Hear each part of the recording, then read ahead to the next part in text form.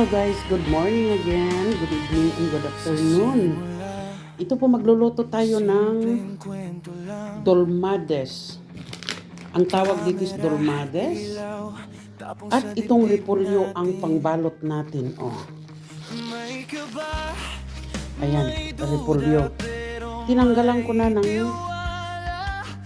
ano ba to, yung matigas ba dito? Kaya nalinis ko na.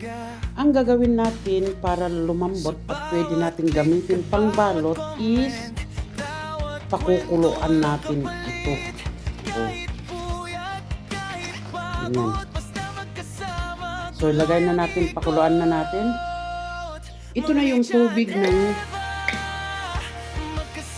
sa ano natin. Lalagyan natin ng asin. Oh. Ayan. Asin.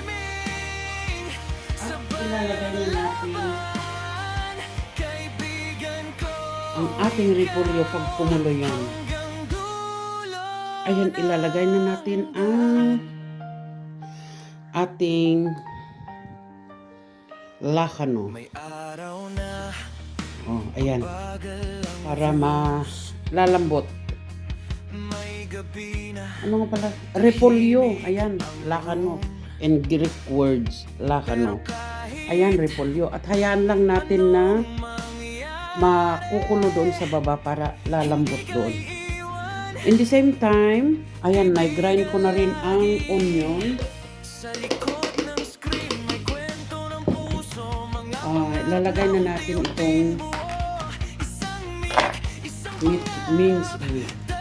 Giniling na karne. Ayan.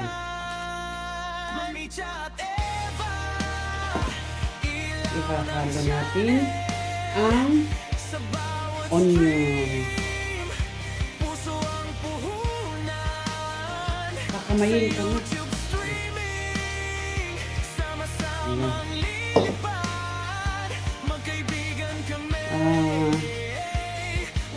Ano nga ba? Ayan, maglalagay naman tayo ng bigas, rice, 1.5 cup of rice. Okay. And maglalagay tayo naman ng dill, fresh dill.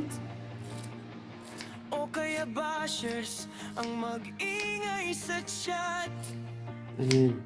Hawak kamay, tatawa na lang dahil friendship namin.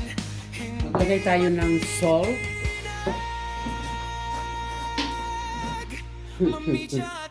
Ayan. Salt.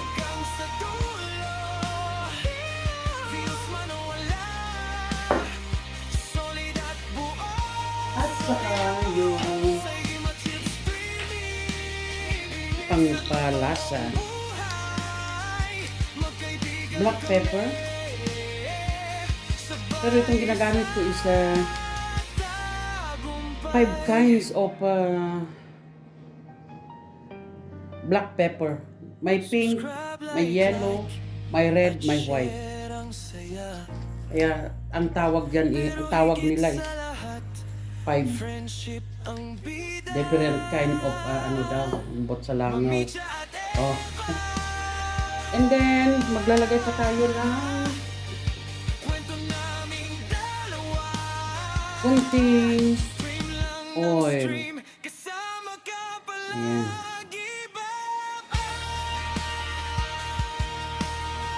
Ito. Ayan, may baliktad ko na.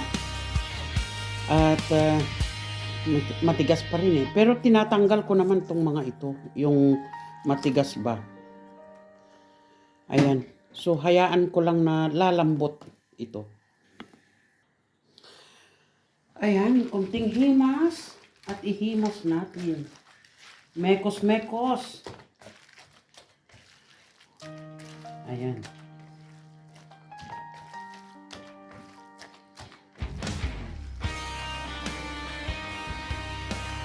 Mekos-mekos. Sa simula, simpleng kwento lang. Maglagay pa ako ng kunting yung dill.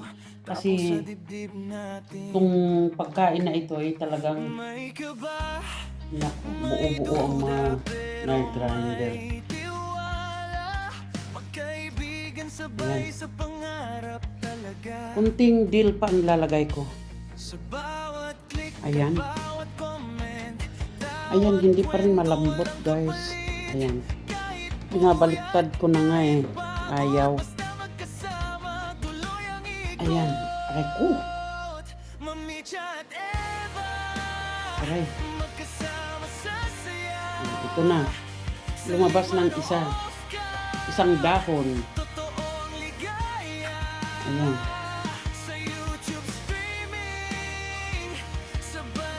Pero matigas pa rin sa dito sa baba. Ayan na guys, natatanggal na yung bawat isa Kaya mainit lang. Ayan na naalis ko na isa-isa. Buo yung repolyo. Ayan, dito pa Mahirap din, pero wala tayong magagawa. Ito talaga ang way ng pagluluto nito eh. Ayan. Ay nako, ayan, buo. Ayan, ito na. Kaya lang hindi ko naman magamit ito agad-agad dahil nga kailangan ko pa itabas at saka mainit. Kaya hindi ko muna kayang hawakan dahil sobrang mainit. Palamigin ko muna ito. Ayan, magtatabas na tayo. Alisin natin yan.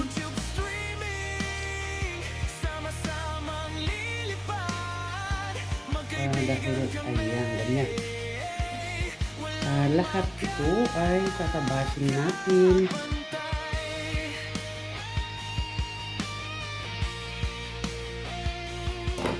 Ayan, hatiin natin.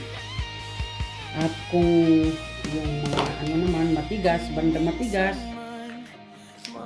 lalagay ko doon.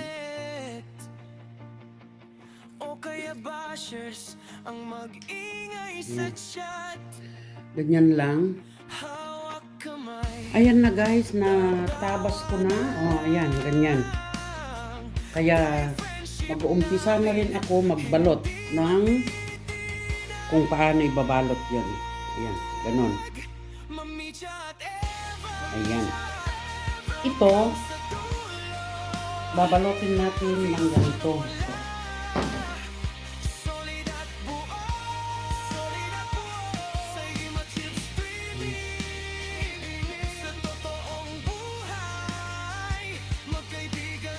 Ganyan.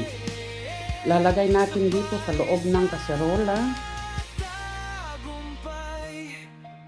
Kasi ito, kaserola na yan. Ayan. Ayan guys. Hindi pa tapos. Ganyan. Ang pagbabalot ng dolmades. Marami pa ang ating babalotin.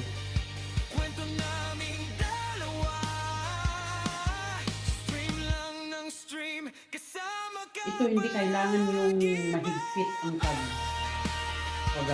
yung malambot lang ba? Malambot? Yung okay lang. Yan, ganyan. Ayan. Ay, nako.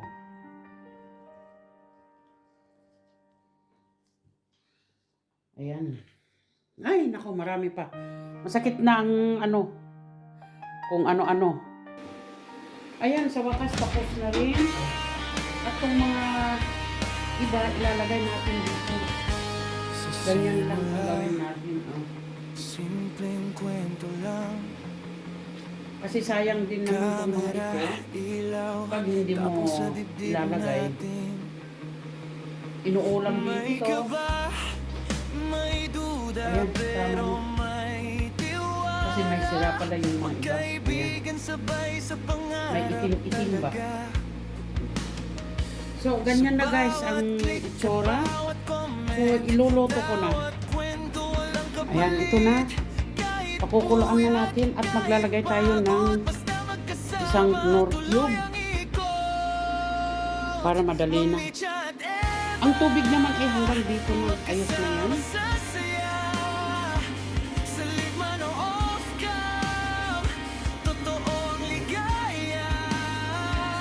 Sige. At maglalagay tayo ng konting oil.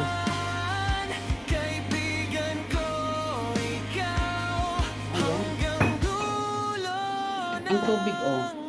Ayan, nakikita naman natin ang tubig. So, ayan, hintayin na natin na maluto. May gabi na tahimik ang room, pero kahit anong mangyari, hindi